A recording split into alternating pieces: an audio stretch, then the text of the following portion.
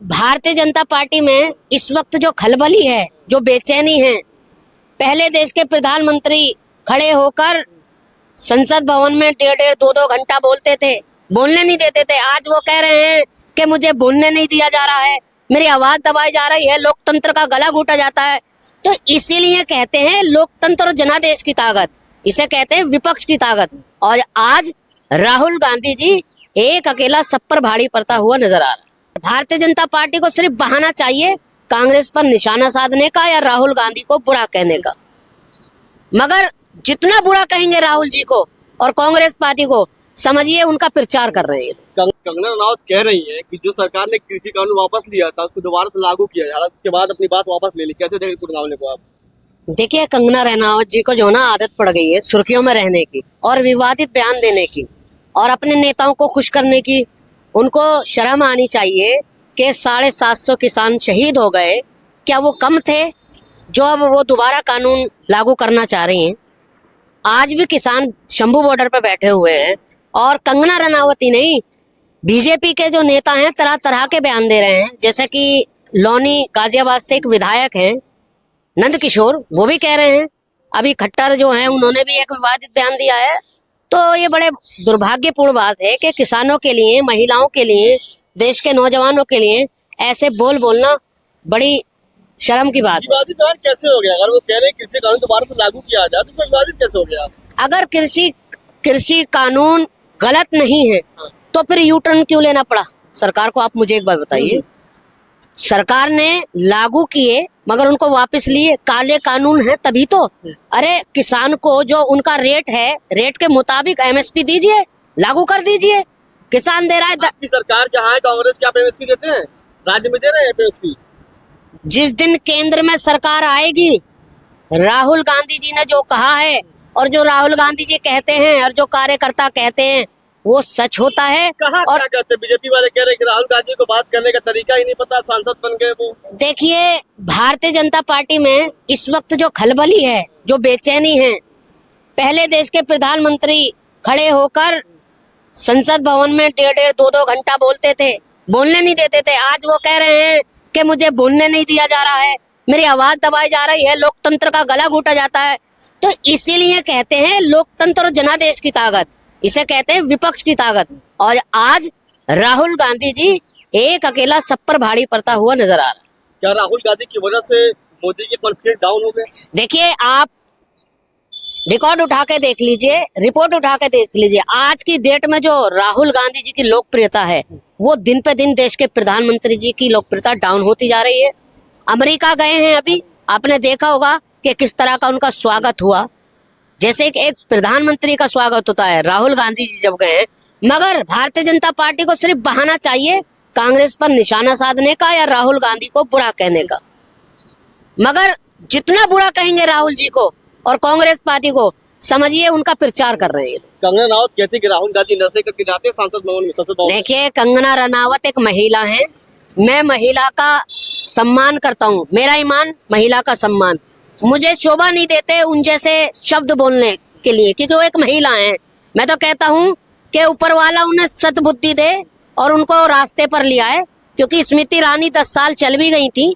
मुझे लग रहा है 5 साल भी कार्यकाल पूरा नहीं कर पाएंगी। अपना टाइम देखें कंगना रनावत, जब आप किसी पर एक उंगली उठाओगे तो 4 उंगली अपनी तरफ आ रही है। अपने गिरेबान में झांक के देखिए। किसके इशारे पे लगातार इस तरह की विवादित बयान दे रही है? देखिए, वही फिर बात के कंगना रनावत जो है अपने नेताओं को खुश करने के लिए, अपने मंत्रियों को, अपने गृह मंत्री को, अपने देश के जो प्रधानमंत्री है नरेंद्र मोदी जी को, उनको खुश करने के लिए सुर्खियों में बने रहना है, तो उल्टे सीधे बयान देना है।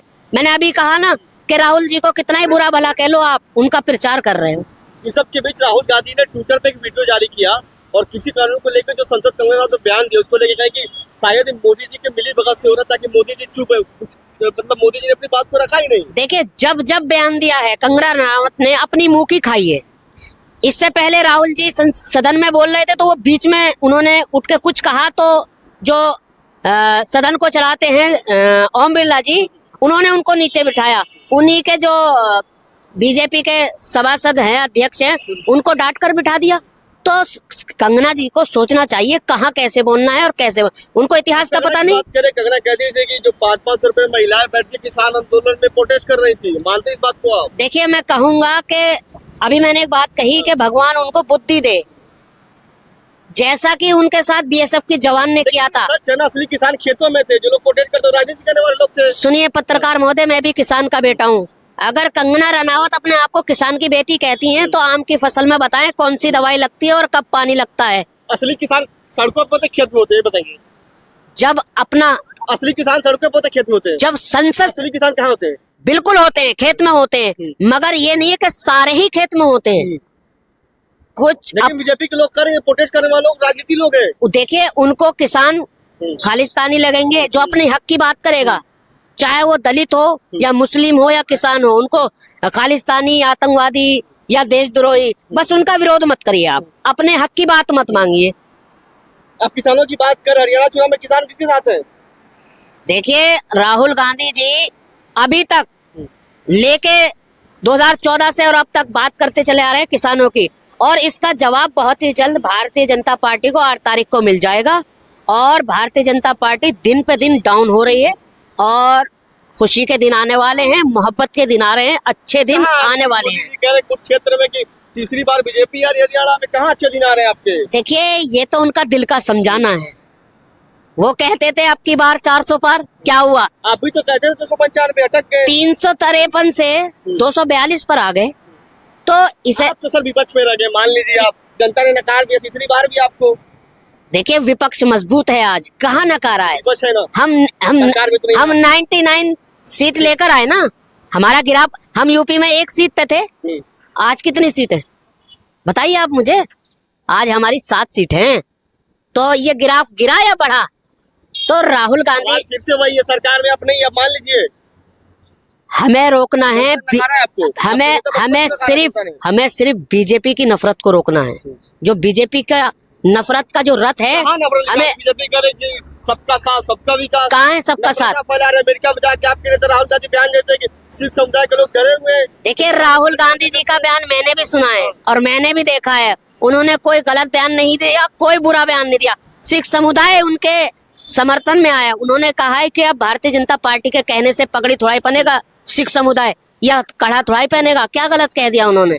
राहुल गांधी कभी भेदभाव वाली बात नहीं करते। अच्छा, तो बीजेपी के नेता कह रहे थे, बयान चल रहा है सोशल मीडिया में, अभी भी लोग उसके बारे में लिख रहे हैं कि राहुल गांधी आतंकवादी है, इस बात में दम कम है?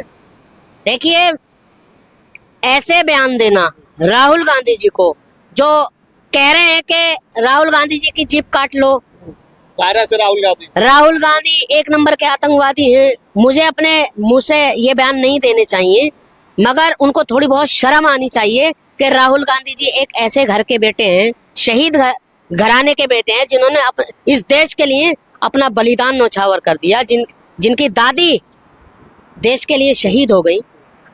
तो ये राहुल जी का, फिर मैं एक बार कह रहा हूँ कि कुछ नहीं बिगाड़ सकते, बाल बांका भी नहीं कर सकते, और राहुल जी का ये प्रचार कर रहे हैं, इसके अलावा और कुछ नहीं कर रहे। बौखलाहट चल रही है, मानती इस बात को आप मुझे बताइए। बीजेपी में परिवारवाद नहीं है, कहाँ है परिवारवाद? आप मुझे बताएं। आप मुझे बताइए पत्रकार महोदय, आप पत्रकारी कर रहे हैं या भारतीय जनता पार्टी की वकालत करने आए? मुझे तो ऐसा लग रहा है कि आप पत्रकार नहीं, बीजेपी के प्रवक्ता बनकर आए हो। नहीं, बिल्कुल बिल्कुल गलत। जितनी भूमिका भारतीय जनता पार्टी की इस 10 साल में देश को खत्म करने में है ना, इतनी भूमिका आपकी भी है, क्योंकि आग लगाने का काम तो मीडिया वालों का ही। जनता खत्म कर रही, सरकार खत्म कर रही, तो तीसरी बार मोदी जी नहीं आते, मान लीजिए। एक चीज का ध्यान रखना, कभी आग लगाने वाले की कोई वैल्यू नहीं होती। माचिस को देख तो कहीं पड़ी हुई होती है, ऐसे ही आग लगाने वालों की देश में वैल्यू नहीं है। अब इनको जनता नकार चुकी है। अब राहुल गांधी की मोहब्बत को सब स्वीकार रहे हैं, और मोहब्बत ही देश में। हरियाणा में आपकी सरकार बनती हुई दिखाई दे रही है आपको? हरियाणा, कश्मीर और महाराष्ट्र में क्लीन स्वीप करने जा रहे हैं। मुख्यमंत्री कौन है हरियाणा का, सरकार आती है तो? अरे जो हमारा हाई कमान फैसला लेगा। मैं कौन होता हूँ? जो हमारा हाई कमान राहुल जी, जिसकी सबकी जो पार्टी कमान लेगी, बिल्कुल वो फैसला करेंगे। मैं तो एक छोटा कार्यकर्ता हूँ कांग्रेस पार्टी का। जैसा वो करेंगे, सही चुनेंगे, अच्छा ही होगा।